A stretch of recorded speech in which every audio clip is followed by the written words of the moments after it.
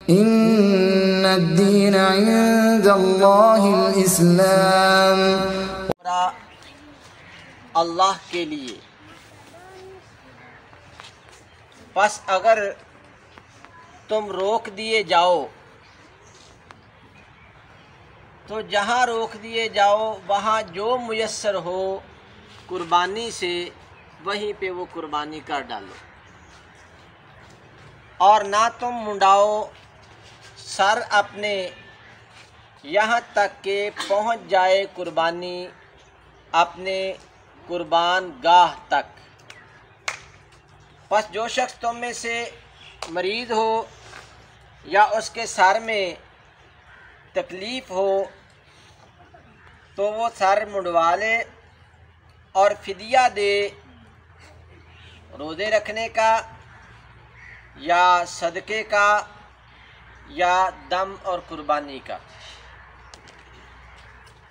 اس آیت پاک میں اللہ تعالیٰ نے حج اور عمرہ کے کئی احکامات بیان فرمائے ہیں۔ پہلی بات تو اللہ تعالیٰ نے یہ ارشاد فرمائی کہ جو شخص حج کا ارادہ کر کے حج کا احرام باندھ لے یا عمرے کا احرام باندھ لے، اب اس کو چاہیے کہ اللہ کی رضا کی خاطر وہ حج اور عمرہ پورا کرے اور اس کے ارکان کو ٹھیک ٹھیک سنت نبی صلی اللہ علیہ وسلم کے مطابق ادا کرے، اور حج اور عمرہ کی ادائیگی میں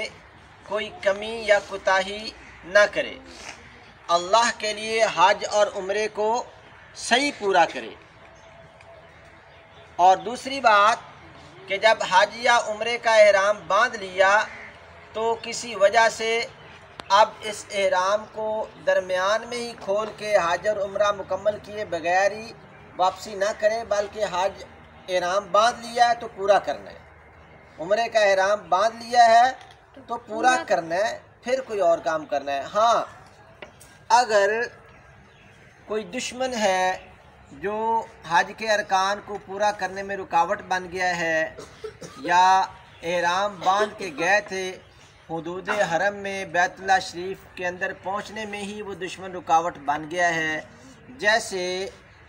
6 ہجری میں مکے کے مشرکین نبی کریم صلی اللہ علیہ وسلم اور صحابہ کرام کے عمرہ میں رکاوٹ بن گئے تھے، اور حدیبیہ کے مقام پر وہاں گفت و شنید ہوئی تھی،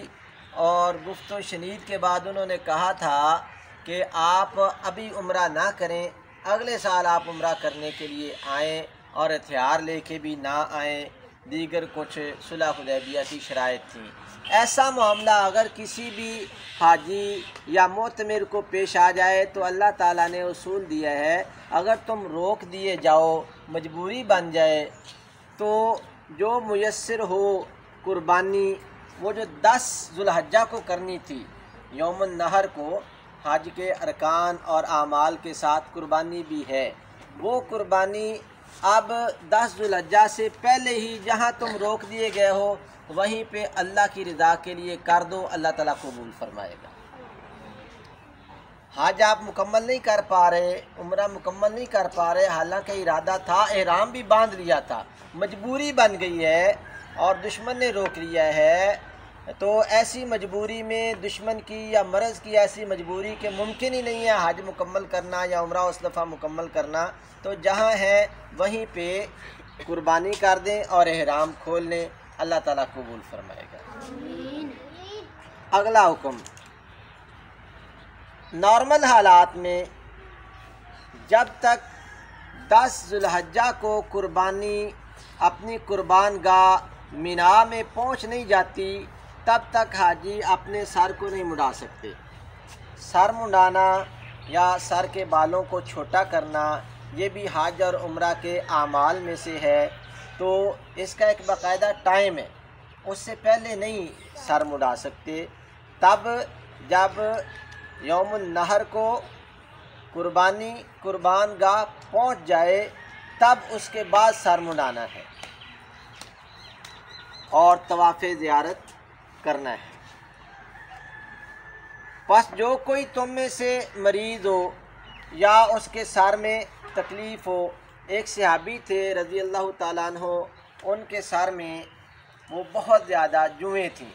نبی کریم صلی اللہ علیہ وسلم کو پتہ چلا تو آپ نے فرمایا تمہیں تو یہ جوئیں بہت تکلیف دے رہی ہوں گی، تم ایسے کرو کہ اپنا سر منڈا دو، یا تکلیف ہو اس کے سر میں تو وہ سر منڈا دے وقت ہونے سے پہلے۔ سر منڈانے کا حاجی کے لیے وقت ہے کہ قربانی قربان گاہ پہنچ چکی ہو، لیکن ابھی ٹائم نہیں ہوا، ابھی 1 دن 2 دن پہلے ہی اس کو کسی مرض یا تکلیف کی وجہ سے ضروری ہے کہ سر منڈا دے، تو وہ سر منڈا لے، لیکن فدیہ دینا پڑے گا، یا تو روزے رکھے، یا وہ صدقہ دے، یا وہ ایک بکری قربانی بطور دم بطور فدیہ وہ اللہ کے حضور پیش کرے اور وہ صدقہ خیرات کر دے۔ وَأَتِمُّ الْحَجَّ وَالْعُمْرَةَ لِلَّهِ فَإِنْ أُحْصِرْتُمْ فَمَا اسْتَيْسَرَ مِنَ الْهَدْيِ وَلَا تَحْلِقُوا رُؤُوسَكُمْ حَتَّى يَبْلُغَ الْهَدْيُ مَحِلَّهُ فَمَنْ كَانَ مِنْكُمْ مَرِيضًا أَوْ بِهِ أَذًى مِنْ رَأْسِهِ فَفِدْيَةٌ من صيام أو صدقة أو نسك